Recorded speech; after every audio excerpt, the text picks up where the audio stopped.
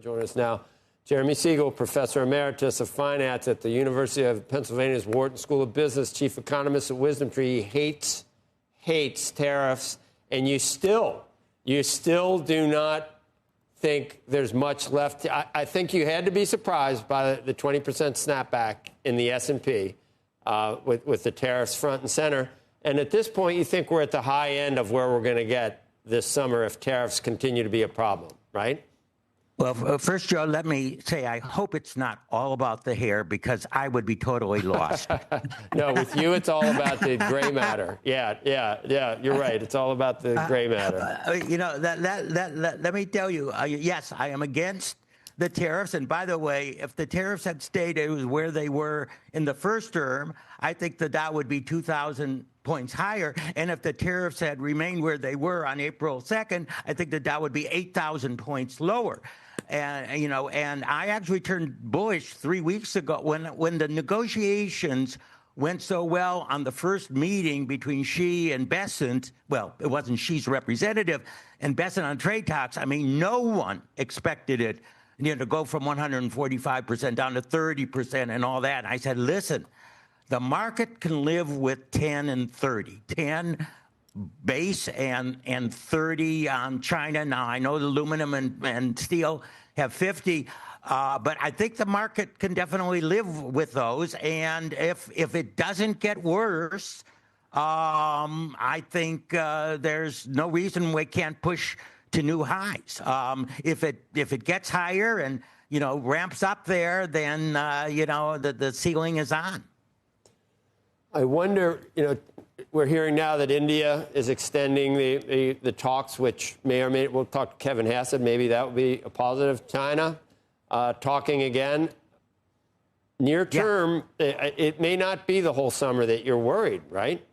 Or maybe I hope not. I mean, very honestly, I don't want to call it the taco trade, because obviously, it sort of demeans Trump. Right. But the truth is he's been, very much more flexible. We've always known that his bark is louder than his bite when it really came to these tariffs. And I think the initial reaction honestly sort of shocked him.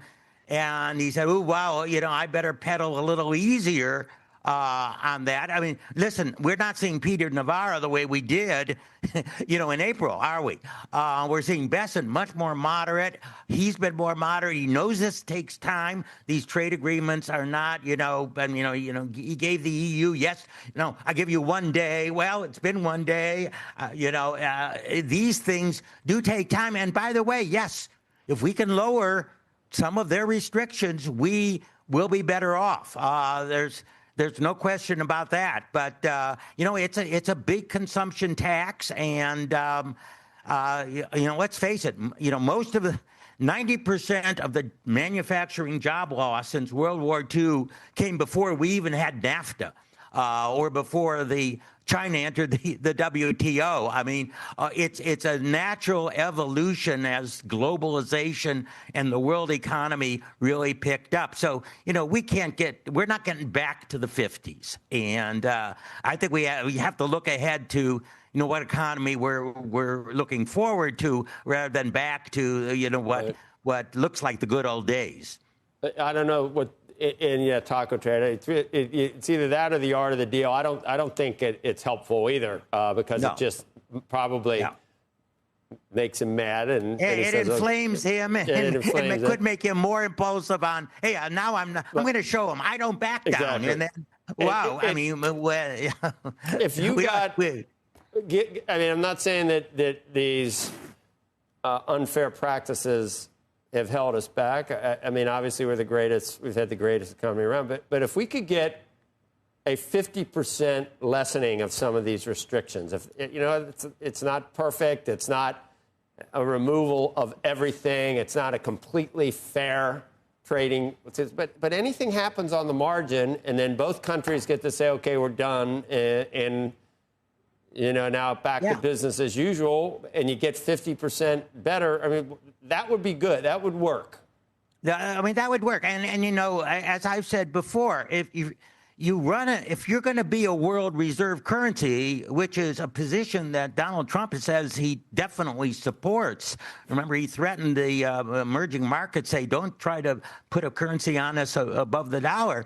You need to run a trade deficit. You have to have more dollars flowing abroad than you take in to provide that sort of currency. So, the idea of eliminating all deficits is something that really would hurt the United States. And I hope that the administration is coming to realize that. But it was nice to see the trade deficit. I mean, 60 is a lot better than 120 in terms of, if everything does quiet down tariff-wise, Professor, then Jay Powell could cut rates. You'd have no reason not to. I agree with you. I'm actually one of the dovish around. I think he should think about it, because I think we might get a couple soft figures, pretty much on expectations on the CPI.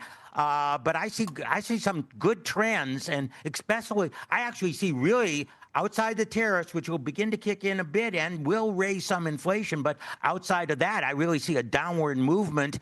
And, I think, he can afford to lower rates. I'm sort of surprised about, Kevin Warsh has been, as you guys have discussed, hawkish and, mentioning, Powell has, 9 months, 10 months? That would be real early to try to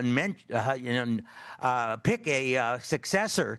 But nonetheless, I do think that he has room to lower rates. And, given the inflation, ex-tariffs, and given the slowdown in the economy, employment growth is just about 1/2 to 1/3 what it was last year.